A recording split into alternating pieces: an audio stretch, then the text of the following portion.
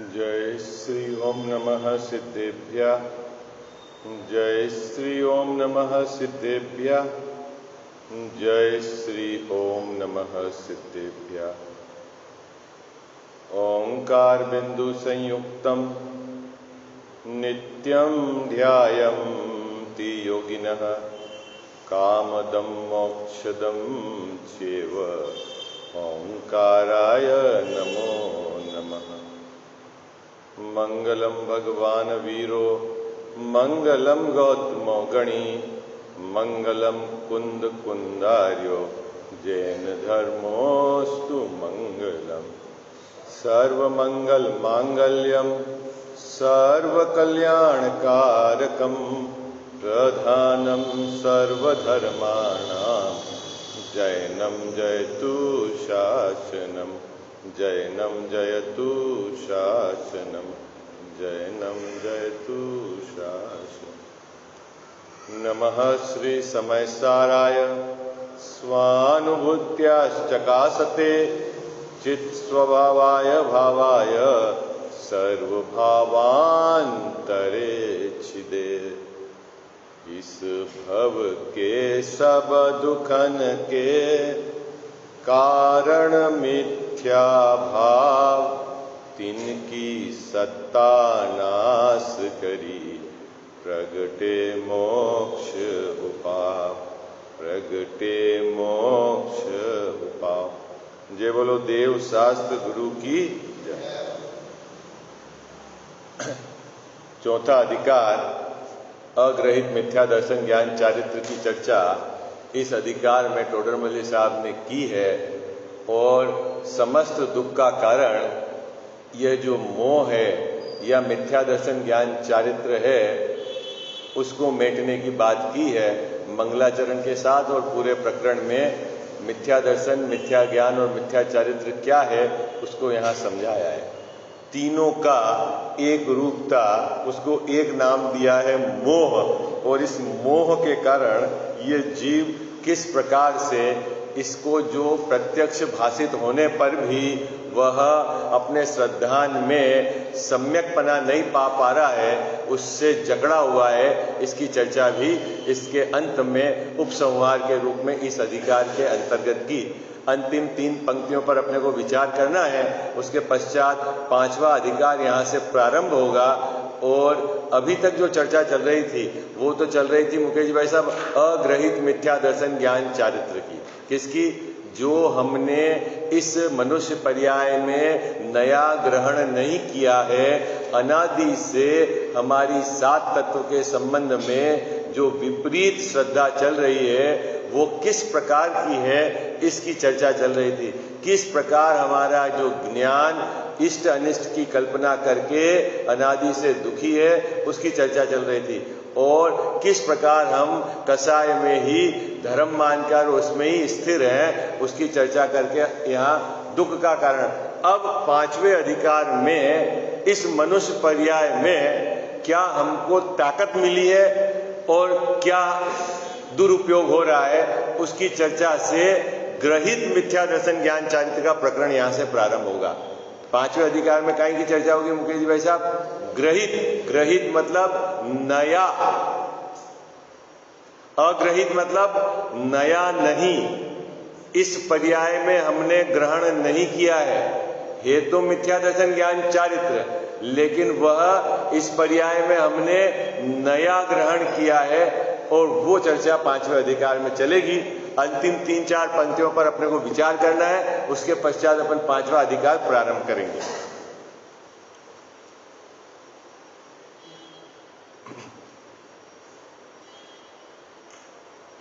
इस प्रकार page number 100। इस प्रकार मिल गया आपको?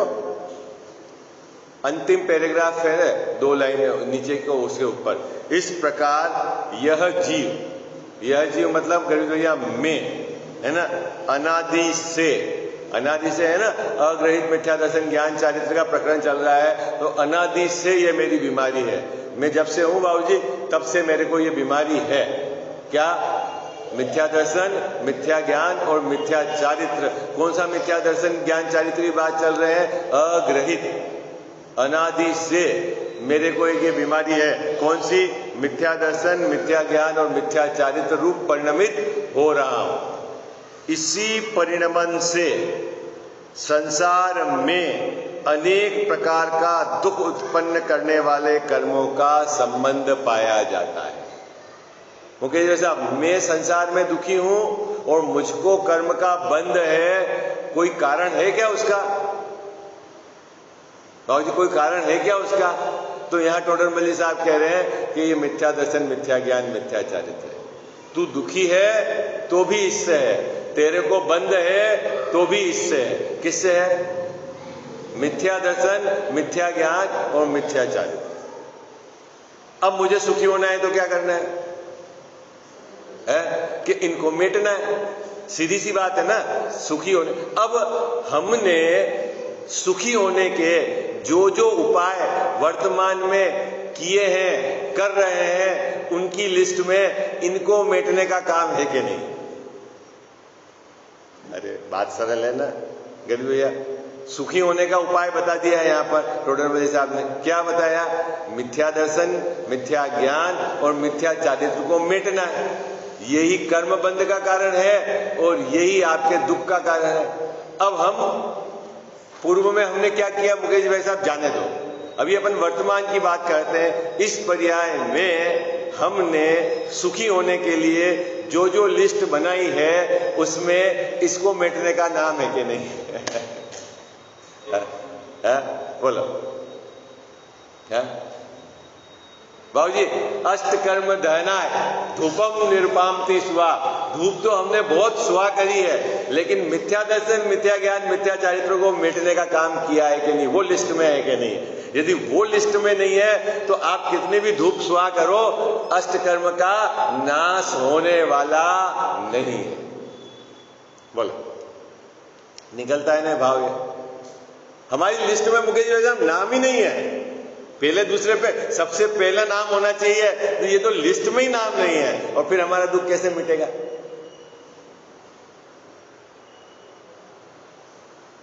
जिससे मैं दुखी हूं उसको मेटने का लिस्ट में ही नाम नहीं है। हमने ये बना रखा कि मकान घर का हो जाए तो सुखी हो जाऊं, गाड़ी हो जाए तो सुखी हो जाऊं, एफडी हो जाए तो सुखी हो जाऊं, बच्चा पढ़ ले तो सुखी हो जाऊं, बच्चे की शादी हो जाए तो सुखी हो जाऊं। अरे भाई, असल दुख का कारण तो समझ। बोलो, है किसी की लिस्ट में ये काम? अरे हाँ जी, नहीं है ना बाबू जी। और फिर अपन तो दुखी हैं। उपाय सरल है ना? समझता है, जान रहा है, लेकिन वो लिस्ट में उसको ऐड ही नहीं कर रहा है। और जिससे तेरे सुख दुख का कोई संबंध नहीं गरीब भैया, उसको लिस्ट में रख रखा है। मकान घर का होना चाहिए कि जिन जिनके घर के हैं सब सुखी हो गए क्या? ये तो तू प्रत्यक्ष जानता है ना कि जिन जिनके घर के मकान है सब सुखी हो गए। बाबूजी हो गए। जिनके सबके बच्चों की शादी हो गई सब सुखी हो गए क्या? है? तो इसका मतलब है वो न तो दुख का कारण था, हमने मान रखा है।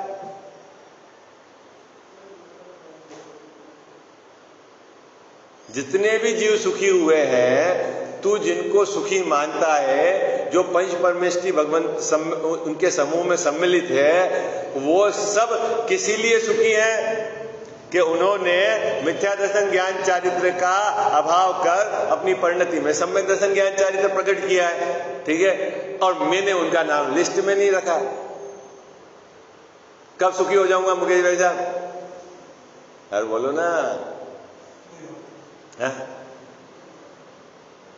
बाबूजी, व्रत कर लूं मैं 10, वो चल जाए, उपवास कर लूं, ये दान दे दूं, ये कर लूं, लेकिन भाई लिस्ट में नाम तो देख। मिथ्या दर्शन मेटने का काम है कि नहीं? मिथ्या ज्ञान मेटने का काम है कि नहीं? मिथ्या चारित्र मेटने का काम है कि नहीं? यदि तेरे लिस्ट में ही नहीं है तो फिर क्या? एक बात और समझना, खतरनाक बात है, अभी की सभा में कह सकते हैं। बाबूजी, मिथ्या दर्शन के रहते हुए तू जितने भी ये जो है ना चारित्र जिसको बोलता है, तू चारित्र की बात करता है, वो सब मिथ्या चारित्र। हाँ, मुकेश भाई श्रद्धांजलि की कितना बड़ा गड़बड़ी है समझो आप कि जिस बाहर की सामग्री घर मकान सोना चांदी से न तो आज तक कोई सुखी हुआ है न कोई होगा, ऐसा आप प्रत्यक्ष जानते हो, तो भी उस श्रद्धांजलि ने कैसी आपकी विपरीतता लगा रखी है कि पूरा मनुष्य भाव हमने उसको उपलब्ध करने में झोंक दिया। बोला। और यहां जो अपने सभा में उपस्थित हैं वो तो ये भी जानते हैं कि मेरी मेहनत करने से एक भी चीज बाहर की उपलब्ध नहीं होती। कल शाम को हम बैठे थे, बहुत सुंदर चर्चा चली। बोले बुद्धि से बाबूजी धन कहां आता है? ज्ञान का क्षयोपशम एक अलग चीज है और पुण्य का उदय अलग चीज है, दो अलग अलग चीज है। मुकेश भाई साहब बात पकड़ में आई है आपको क्या? गरीब भैया अपन अब कर्म फिलोसॉफी से भी बात करें तो ज्ञान का क्षयोपशम जिसको बोलते ना याद करने की शक्ति, वो कितना ज्ञान के क्षयोपशम से, ठीक है, ज्ञान का क्षयोपशम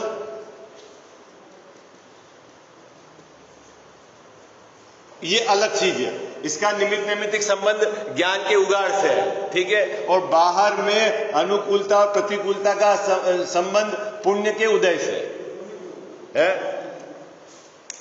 आप कितने भी बुद्धि हो लेकिन शरीर स्वस्थ बुद्धि से नहीं रहेगा, वो तो इधर शरीर के उस जाति के पुण्य का उदय होगा तो शरीर स्वस्थ रहेगा। बाबू जी कितना भी जान लो आप क्या चीज खाने में क्या ताकत है, इसमें कैल्शियम है, इसमें मिनरल है, इसमें विटामिन है, और सब जान लो, सब कर लो, लेकिन इधर का अगर पढ़ना कमजोर है तो उधर कुछ काम नहीं आएगा। कितना भी दिमाग हो आपका, लेकिन मुकेश भाई साहब लाभ नहीं लिखा हो तो आप कुछ भी काम करो धंधे में नुकसान हो जाए, भले दिमाग कितना भी हो। दो अलग अलग चीज है। और यहां क्षयोपशम कम हो और इधर उदय तीव्र हो तो पत्थर खरीद के लाए हीरे की कीमत में बिक जाए नहीं, उसमें क्या दम है? अब अपन को तीसरी बात करनी है कि ये दोनों चीजें ये उदय है और मेरा स्वभाव वो उदय से भिन्न है। इसके ज्यादा कम होने से, इसकी अनुकूलता प्रतिकूलता होने से मेरे सुख दुख का कोई संबंध नहीं।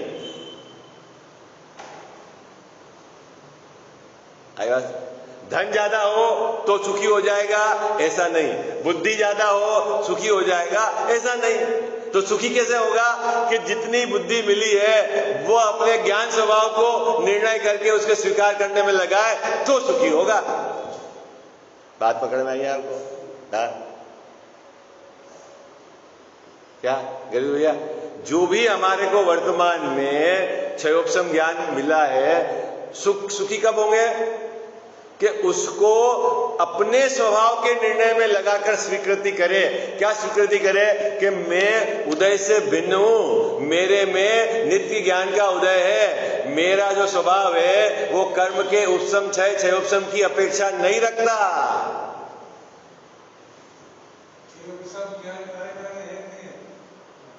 कार्यकारी किस अपेक्षा से कार्यकारी कह रहे हो? आश्रय करने के लिए कार्यकारी नहीं है और अपने स्वभाव का निर्णय करे उसमें, तो उसको उस अपेक्षा से कह देते हैं कि कार्यकारी। इस क्षयोपशम ज्ञान में तो निर्णय होगा, आश्रय करने का नहीं है, क्योंकि वो मैं इतना नहीं हूं। मैंने आपको बोला ना, आश्रय करने के लिए कार्यकारी नहीं है, निर्णय करने के लिए कार्यकारी है। आश्रय नहीं कर सकते हैं, निर्णय कर सकते हैं, क्योंकि जब तक आपके ज्ञान में उस जाति का विकास नहीं हो कि जब तक आप अपना स्वभाव का निर्णय नहीं कर पाओ तो क्या काम का। असंगी पंचेंद्रिय जीव की यही तो स्थिति है, इसलिए वो सुखी नहीं हो सकते। मतलब अभी उस पर्याय में नहीं हो सकते, आगे जब ज्ञान का विकास हो और निर्णय करें तो होए।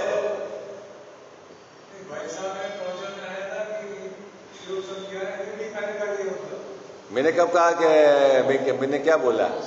मैंने बोला आश्रय करने के लिए कार्यकारी नहीं है, वो उस ये ही मैं हूं ऐसा मानेगा तो मिथ्या दर्शन है। और उस क्षयोपशम ज्ञान में ये निर्णय कर ले कि मेरा स्वभाव अनादि अनंत में परिपूर्ण ज्ञान का भंडार हूं और वो मैं हूं, तो वो कार्यकारी है। ये बात बराबर आपको समझनी पड़ेगी। आश्रय करने वाली बात क्या है और उसकी क्या है। आई बात समझ में आपको? मैं क्षयोपम ज्ञान इतना नहीं हूं, लेकिन बाबूजी निर्णय तो क्षयोपम ज्ञान में होगा ना। इसी ज्ञान में निर्णय होगा। क्या निर्णय होगा कि मैं क्षयोपम ज्ञान इतना नहीं हूं। ये निर्णय भी कौन करेगा? ये निर्णय कौन करेगा बाबूजी कि मैं क्षयोपम ज्ञान इतना नहीं हूं, मैं ज्ञान स्वभावी हूं? ये शास्त्रीय बात निर्णय करेगा। क्या निर्णय करेगा? कि मैं इतना नहीं हूं, मैं इतना हूं। तो आश्रय किसका किया उसने? ज्ञान स्वभाव का। आई बात समझ में? आश्रय किसका किया? ज्ञान स्वभाव का। अपना आश्रय नहीं किया उसने। आई बात समझ में? कठिन तो नहीं हो गया? शास्त्रीय भाषा है। यदि भैया कठिन लग रही होगी आपको बात, एक पर्याय है, एक द्रव्य स्वभाव है, वो जो दोनों का अंतर है वो थोड़ा सा धीरे धीरे आपके पकड़ में आएगा, लेकिन बहुत मजेदार बात है। हाँ जी अन्ना जी, जिन जिनको समझ में आ गया उतना तो समझ में आ गया। क्या कि क्षयोपम ज्ञान आश्रय करने योग्य नहीं है, लेकिन उस क्षयोपम ज्ञान में ही निर्णय होता है कि मैं क्षयोपम ज्ञान इतना नहीं, मैं ज्ञान स्वभावी हूं। तो आश्रय किसका करा उसने? अपना अखंड ज्ञान स्वभाव, केवल ज्ञान स्वभाव, उसका उसने आश्रय करा। उस दृष्टि से वो उपयोगी है। चले आगे। क्या बात हो गई अभी इस पंक्ति में? क्या बात हुई? दुख को मिटने का एक ही उपाय है। गरीब भैया कहाँ? इंडिया में कि अमेरिका में है? कहाँ बाबूजी? सब जगह। अच्छा, भरत क्षेत्र में कि आर्यखंड में, विदेश क्षेत्र में? मुकेश जी भाई साहब, चौथे काल में कि पांचवें काल में? अरे बोलो भाई। दुख को मिटने का एक ही उपाय है, चाहे अमेरिका में जाओ, चाहे आप लंदन में जाओ। है क्या उपाय है बाबूजी? क्या उपाय है? कि मिथ्या दर्शन ज्ञान चारित्र को मेटे बिना कोई जीव सुखी हो नहीं सकता। भरत क्षेत्र में हो या विदेश क्षेत्र में हो, चौथा काल हो या पांचवा काल हो, तरीका मुकेश जी भाई साहब एक है। तो अब आपको फिर विदेश क्यों जाना, ये बताओ? फिर विदेश क्यों जाना अजीत भैया? क्यों विदेश जाना? बाबूजी विदेश में सब सुखी हैं क्या? अरे बोलो ना। है? अरे पंच परावर्तन देखा? पंच परावर्तन कहाँ नहीं गए आप? ये बताओ कहाँ नहीं गए? एक बात बताओ, क्या एक बार देखना है? किस जगह को छोड़ दिया आपने? किस समय को आपने छोड़ दिया जिसमें जन्म मरण नहीं हुआ? एक जन्म तारीख को लेकर ओ हो मेरा जन्म। अरे ये जो है ना काल चक्र में मुकेश जी भाई साहब, एक समय ऐसा नहीं है, एक समय जिस पे आपका जन्म नहीं हुआ हो। और कौन सा समय? जहां एक क्षेत्र को पकड़े और एक समय को पकड़े और फिर बीच में होने वाले काल को ना पकड़ के फिर जस्ट उसके अगले समय को पकड़े, ऐसा करके परावर्तन हुआ है भाई। क्या नहीं देखा? खबर है तेरे को? मैं अनादि से हूं, अनादि से हूं, लेकिन अनादि क्या है खबर है तेरे को?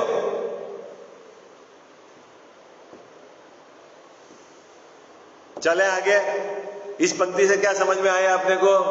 सुखी होने के जो हमने लिस्ट बना रखी है उसमें बाबूजी एक ही काम है।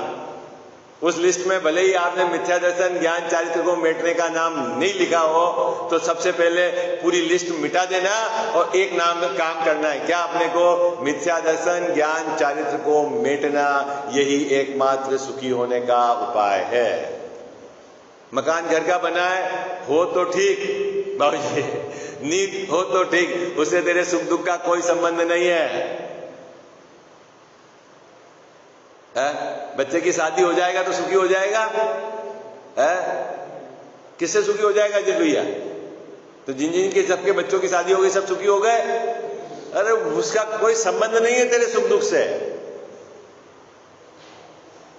बात पक्की है। 8 कर्मों का नाश कैसे होगा बाबूजी? है खूब धूप दशमी में खूब धूप दो। हमारे गांव में ऐसा चलता है, धुएं से आंसू निकलेंगे तो उस समय समझ लेना कर्म निर्जरा हो रही, कर्म की निर्जरा। ऐसा है? तो धुएं से कर्म की निर्जरा हो रही है कि आंसू निकल रहे हैं, ये तो बता। किससे निर्जरा होती है? और खूब खूब बोलते हो आप पूजा में, ये धूप अनल में खेने से कर्मों को नहीं जलाएगी, है?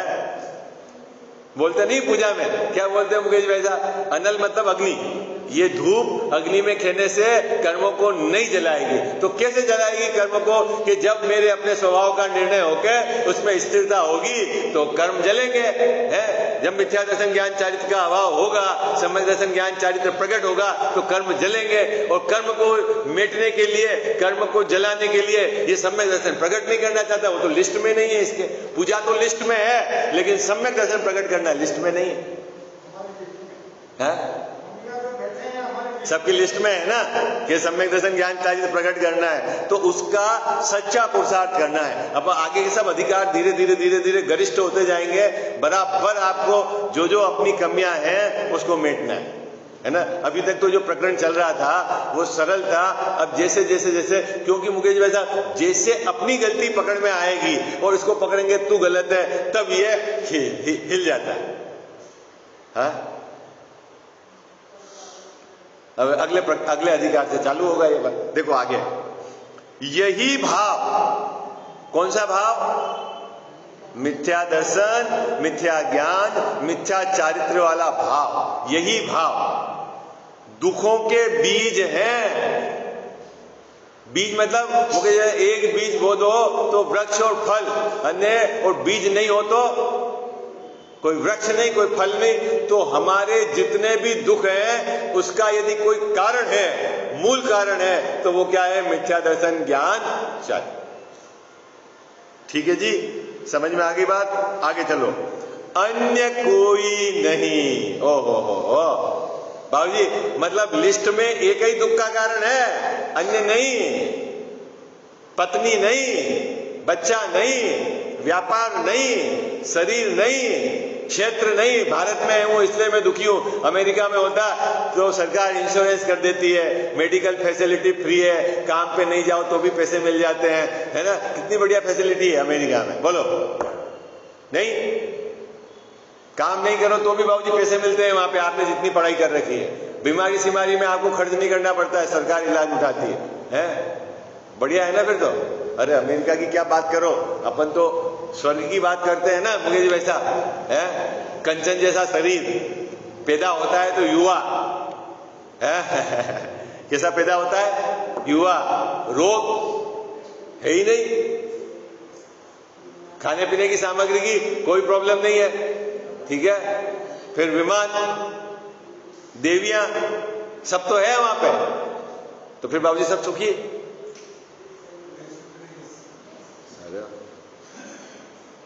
यहां तो सरकार कोई व्यवस्था नहीं कर रही है, वहां तो बढ़िया है इंद्र की व्यवस्था।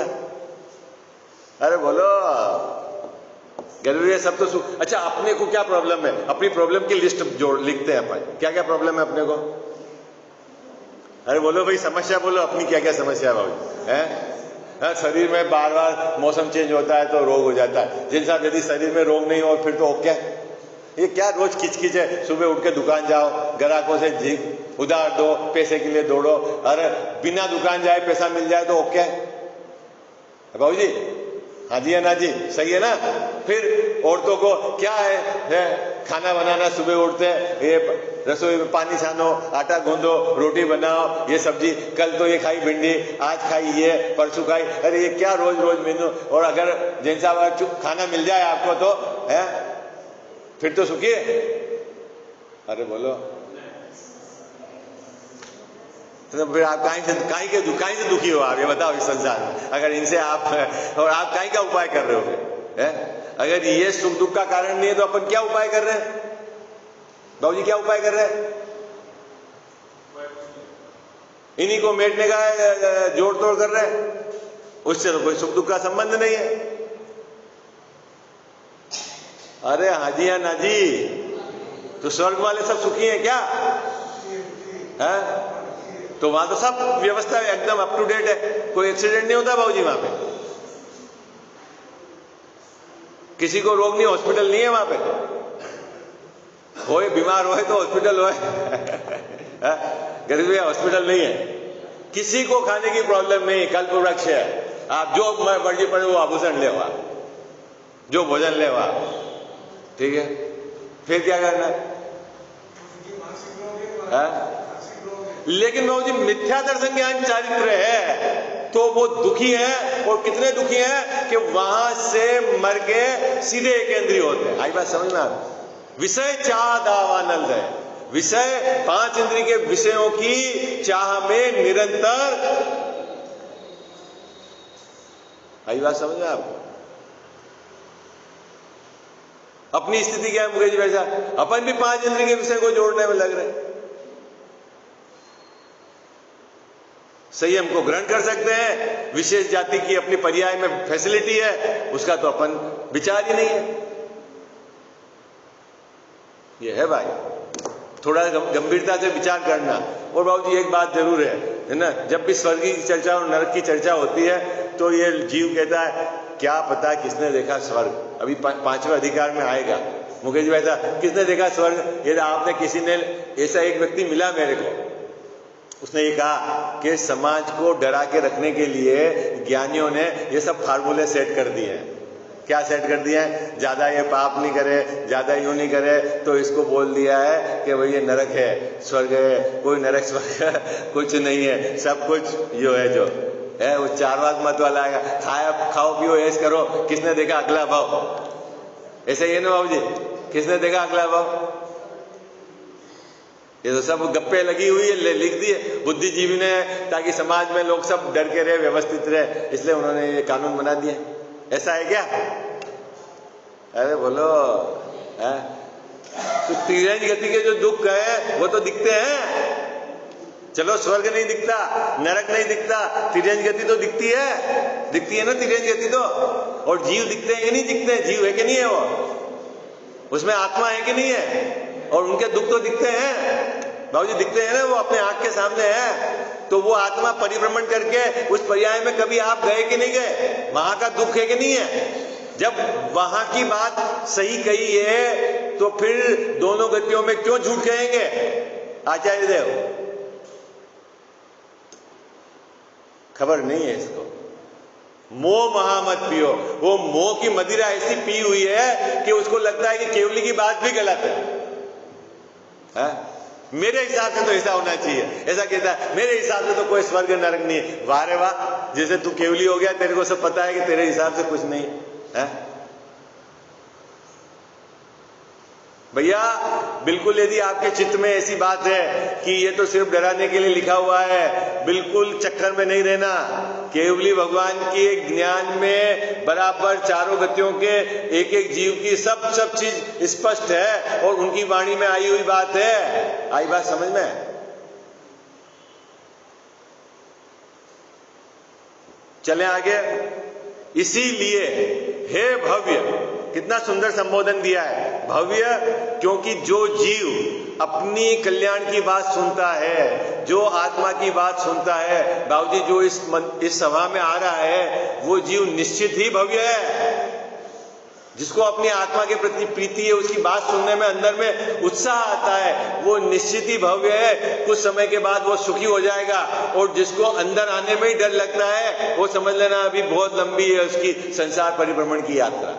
आई बात समझ में? अपनी बात, अपने स्वभाव की बात सुनने में इसको आनंद नहीं आता। इसलिए टोडरमल साहब ने उसके लिए भव्य का संबोधन लिखा है कि जो जीव ये बात पढ़ेगा, मतलब उसकी पात्रता जगी है। आई बात समझ में? क्या संबोधन दिया है अजित भैया? भव्य। बाकी तो ये कौन सुने आए? कहा अभी तो बोलता मरने की फुर्सत नहीं है मुकेश भाई साहब, ऐसा नहीं बोलता अभी तो इतना काम है, मरने की फुर्सत नहीं है। कोई बात नहीं, ऐसी जगह में चला जाएगा जब तेरे को वास्तव में मरने की फुर्सत नहीं होगी। निगोद में एक सांस में 8-10 बार है, ऐसी स्थिति हो जाएगी। तो खबर नहीं बाबूजी, बेहोश है, तेरे को किस लिए कमाना, कितना कमाना, कितना क्या है, कोई उसका बंटवारा ही नहीं है। कितने घंटे काम करना जिससे अपना परिवार का भरण पोषण हो जाए, कितने घंटे अपने आत्म कल्याण के काम में लगना, कितने, इसको कोई इसका हिसाब किताब नहीं है। बोला इस पर्याय की क्या कीमत है? देवलोक अपने एक समय की देव पर्याय को छोड़, पूरी देव पर्याय को छोड़कर एक समय के मनुष्य पर्याय के लिए तरसते हैं। आई बात समझ है?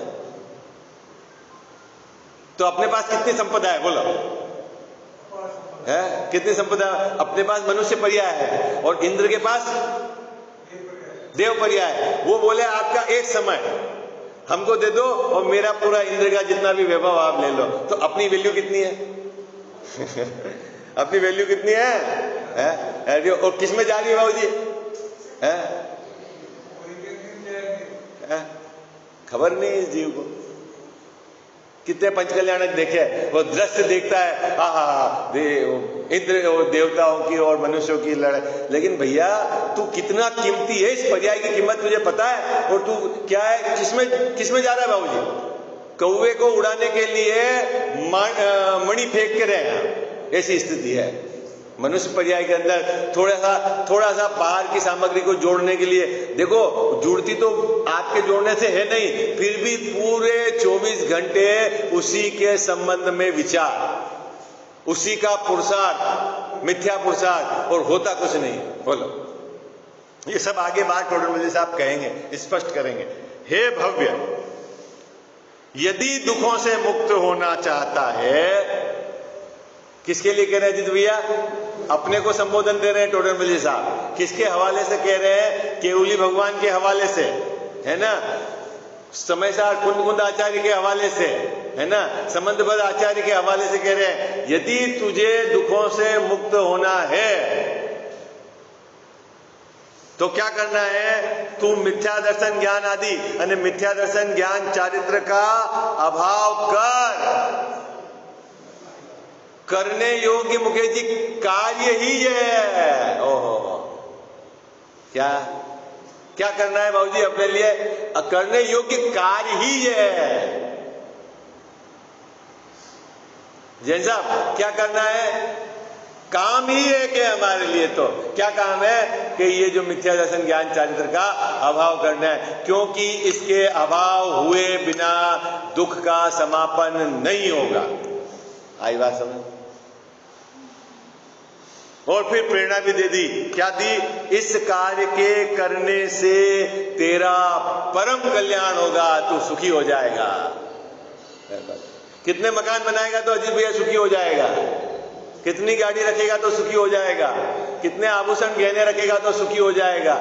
यहाँ बाबूजी कोई लिस्ट ही नहीं दी, एक घर का मकान हो तो सुखी हो जाएगा, इतनी बैंक बैलेंस हो तो। क्या कहा कि तू मिथ्या दर्शन ज्ञान चारित्र का अभाव कर लेगा तो निश्चित तेरा कल्याण होगा। बोल, कौन कह रहा है ये बात? हाँ, केवली भगवान, शांतिनाथ भगवान जी इनकी प्रतिमा विराजमान करी है, वो कह रहे हैं बाबूजी। क्या कह रहे हैं? तेरी बात मैंने बहुत सुन ली, तू रोज सुबह सुबह आके घंटा 2 घंटा सुनाता है, अब मेरी बात सुन। क्या सुन? कि यदि तेरे को कल्याण करना है, तेरे को सुखी होना है, तेरे को यदि मेरे जैसे सुख की प्राप्ति करना है, तो तू क्या कर? कि मिथ्या दर्शन ज्ञान चारित्र का अभाव कर। तो साहब मेरा कल्याण होगा कि नहीं होगा? निश्चित होगा। तो कोई उदाहरण है कि नहीं? मैं हूं। कौन खड़ा हूं? है मुकेश भाई साहब, आप काहे के लिए पूछ रहे हो उनसे? उनको सोने चांदी के लिए कि चक्रवर्ती थे इसलिए पूछ रहे हो? आप काहे के लिए पूछ रहे हो? अरे वो सम्यक दर्शन ज्ञान चारित्र की उससे विभूति से विभूषित है, इसलिए हम पूछ रहे हैं, और सुखी भी उसी से है। लो बोलो, आपके दर्शन होते हैं कि नहीं रोज बाबूजी शांतिनाथ भगवान के? ये बताओ, होते कि नहीं रोज दर्शन शांतिनाथ भगवान के? अरे हाजी या नाजी, ये कहते हुए सुनाई देते हैं कि नहीं आपको शांतिनाथ भगवान? अरे हाजी या नाजी, कहाँ कहते हैं साहब? प्रतिमा कहाँ कहती है? कहाँ कहती है प्रतिमा? नहीं बोलती प्रतिमा है? बोलती नहीं बाबूजी प्रतिमा? वो बोल रहे हैं घूमा वो संसार, कहीं सुख नहीं मिला, क्या करूं? पालकती मार ले। और तू फिर जा रहा है दौड़ दौड़ के उधर, मैं कुछ कर रहा हूं कुछ कर रहा हूं, वो कह रहे हैं तू पालकती मार ले। है कुछ करूं? हाथ पे हाथ धर ले। है तो क्या होगा बाबूजी? हाथ पे हाथ धर लूंगा। धर तो ले एक बार। धरना मतलब ऐसे धरना नहीं, मैं कुछ नहीं कर सकता, जगत का संपूर्ण परिणमन स्वतंत्र है। इस श्रद्धा के साथ, इस निर्णय के साथ अपने स्वभाव में, इसको कहना हाथ पे हाथ धरना। आई बात समझ में क्या? और अगर कर्तापन का अभिमान रहा और यूं हाथ पे हाथ धर दिया तो धारा तो वही चल रही, ये करूं ये करूं ये करूं, इससे क्या फर्क पड़ता? आई बात समझ? अजीत भैया क्या बात नक्की हुई? कल्याण होगा कि नहीं होगा? बाबा कल्याण। आचार्य देव अमृतचंद स्वामी ने समय सार में एक जगह लिखा है, मुझे एकदम टीका आया वो पद, कि हम खड़े हैं ना यहाँ पर, वो पूछता है कि सम्यक दर्शन ज्ञान चारित्र में सुखी है कि नहीं है कोई? आप बताओ, ये ऐसा तो नहीं केवली भगवान है, आपने कल्पना खड़ी कर दी और आप जो है वो भी छुड़वा दो जैसा है। बड़ी मुश्किल में एक घर बनाया है और आपको घर छोड़ दो और मैं चला जाए जंगल में, परेशान हो जाऊं तो बोलो क्या चक्कर है? बड़ी मुश्किल में तो शादी हुई है और आप कह रहे हो कि पत्नी छोड़ दो सुखी हो जाओ, चक्कर पड़ जाएगा मेरे तो नहीं। कोई एक नहीं, ऐसा नहीं चलता। आपको डर नहीं लग रहा है? अरे मुकेश भाई साहब डर लगता है कि नहीं लगता है? फिर क्या होगा खाने का है? क्या होगा? तो वो कह रहे हम खड़े हैं ना, बाबूजी हम खड़े हैं कि नहीं खड़े? अगर हम खड़े हैं और हम सुखी है कि नहीं है तो छोड़ दे, आजा। वो मेरे को गाथा याद नहीं आ रही, कभी आएगा प्रकरण तो में बहुत सुंदर शब्द लिखे हैं आचार्य अमृत साहब में, हम खड़े हैं, घबराने की जरूरत नहीं है। अभी चक्कर क्या है बाबूजी, हमारे को बाहर में उनको हम सुखी देखते ही नहीं है, तो उनके जैसा बने क्यों? सुखी देखते हैं जो दुखी है उनको, है? अपने को लगता है कलेक्टर सुखी है, थोड़ा पास जाओ उसके तो मालूम पड़ेगा है? 24 घंटे टेंशन है, हर घंटे एक एक थाने से रिपोर्ट आती है, अरे आज वहां हो गया, आज मंत्री जी का दौरा है, वहां एक्सीडेंट हो गया, वहां लोगों ने विरोध कर दिया। मुकेश भाई साहब एक रात रहो तो सही उनके साथ है, तो आपको लगेगा नहीं मैं ठीक हूं, अपने तो 10 बजे सोने के बाद कोई डिस्टर्ब तो नहीं करता है? जो जिसके पास ज्यादा परिग्रह सामग्री है उसके पास जाओ, और एक बार दिगंबर संतों के पास रहे हो तो मालूम तो पड़ेगा आपको कि क्या अंतर है? इसलिए वहां लिखा है हम खड़े हैं इस मार्ग में, घबराने की जरूरत नहीं है। चक्कर क्या है बाबूजी, पहली मटकी ही उल्टी रखी हुई है, सबसे बड़ी गड़बड़ी है। चक्कर क्या है, पहली मटकी उल्टी रखी हुई है तो उसके ऊपर अब अगली मटकी सीधी नहीं रखी जा सकती है? हमने 5 इंद्रिय के विषय सामग्री में सुख मान रखा है, उनको जोड़ने में हमने सुख मान रखा है, उसके आधार से जिनके पास संयोग ज्यादा है उनको सुखी मान रखा है। सब गड़बड़ी हमारी वहीं से है। हमको हमारे पंच परमेश्वरी भगवान सुखी नहीं दिखते, महाराज हमारे जो है वो सुखी नहीं दिखते, उनको अपन को लगा बेचारे बहुत दुखी हैं। नहीं लगता बेचारे, सर्दी गर्मी, अब बेचारा तू है कि वो है? अरे बोलो बेचारा कौन? अपने पास सर्दी में ओढ़ने का है तो अपन तो सुखी, और उनके तो कुछ है ही नहीं तो वो बेचारे, ऐसा ही है ना गरीब भैया? अरे बोलो है? मुकेश भाई साहब अपने पास तो है, कंबल भी है, रजाई भी है और चारों तरफ दीवार बना रखी है, फिर अपन तो सुखी है, और उनके तो कुछ भी नहीं है। नहीं बाबूजी, अब मुझे बताओ, आपके जेब में 4 गोली है, एक सुबह ब्लड प्रेशर की, एक कोलेस्ट्रॉल की, और एक आपके क्या है कि ये एसिडिटी की है, और हमारे जेब में एक भी गोली नहीं है, तो कौन सुखी? अरे बोलो ना मुकेश भाई साहब, कौन सुखी है? आपके पास गोली नहीं है, हमारे पास तो 4-4 है। नहीं गरीब भैया कितनी है? 4-4, ऐसा ही है। तो जैसे गोली में लगता है ऐसे ही हमारे पास एक मकान है, वो ज्यादा प्रॉब्लम वाला है, जिसके नहीं है उसके कंपैरिजन, जिसके 2 है उसके 2 गोली चल रही है, जिसके 1 कार है और जिसके 10 है उसके 10 टेबलेट चल रही है बाबूजी, तो वो सुखी है कि दुखी है? अरे बोलो ना, लगता है कि नहीं? यहाँ बोल रहे हो, लगता है कि नहीं? ये बात करो आप, है मुकेश भाई साहब, लगता है? अरे बोलो ना, घबरा क्यों रहे हो? ये तो अपने सब परिवार वाले ही हैं, बोलो लगता है कि नहीं लगता है? समझ का फेर है। गरीब भैया ने बिल्कुल बात पकड़ ली, समझ का फेर है। अब हम समझ ही नहीं रहे, सही बाबूजी, हम उस गोली से, कोई वो बीपी की गोली चलती है और बोलता है अरे अपने तो 2 टाइम गोली चलती है। अरे दादा तू सबसे कमजोर है, तेरे को सर्दी होती फट से तेरे को रजाई की जरूरत पड़ती है, तेरा शरीर भी कमजोर है। आई बात समझ में? वो कोई तेरे वो उसकी निशानी नहीं है श्रमबद्धि की, वो तो कमजोरी की निशानी है।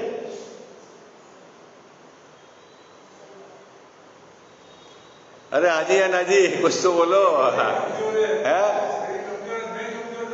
अरे हाँ तो वो अभी तो अपन उधर उसके आधार से तो देखो आप मान के कि कैसे मस्त रहते हैं, बाहर के सामग्री के बिना बाबूजी कैसे मस्त रहते हैं। इसका मतलब है कि बाहर की सामग्री हमारे मस्ती का कारण नहीं बल्कि दुख का कारण है, ये समझ लो।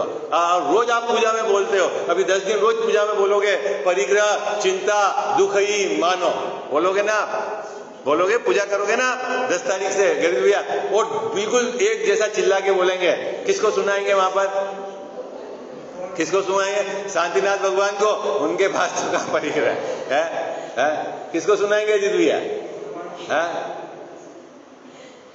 अरे बोलो, पूजा में किसको सुनाते हो बाबूजी? प्रतिमा को कि अपने को? अपने को ही सुनाते हो। तो कितनी बार समझ में आई कि जितना जितना साधन जोड़ा जाएगा वो समझ लेना दुख का ही कारण है। ये बात समझ में आएगी कि नहीं आएगी? बोलो। और जिसके समझ में आई है वो वहां से हटे बिना नहीं रहेगा, और जिसके समझ में नहीं आई है भले बोलेगा वो वहां अटका है। बोलो, ये है बात। बच्चे को एक बार है ना गरम गरम खीर से हाथ जल जाता है तो आप उसको छाछ पे भी हाथ लगाओ या कोई ठंडी चीज पे भी नहीं जाएगा वो, उसको ये बात है कि यहाँ जल जाता हूं। अपने को कहां निर्णय है कि ये जो सामग्री जोड़ रहा हूं इसमें मैं दुखी हूं? बोलो, किस किस को निर्णय है? साहब लगता तो है नहीं दुख।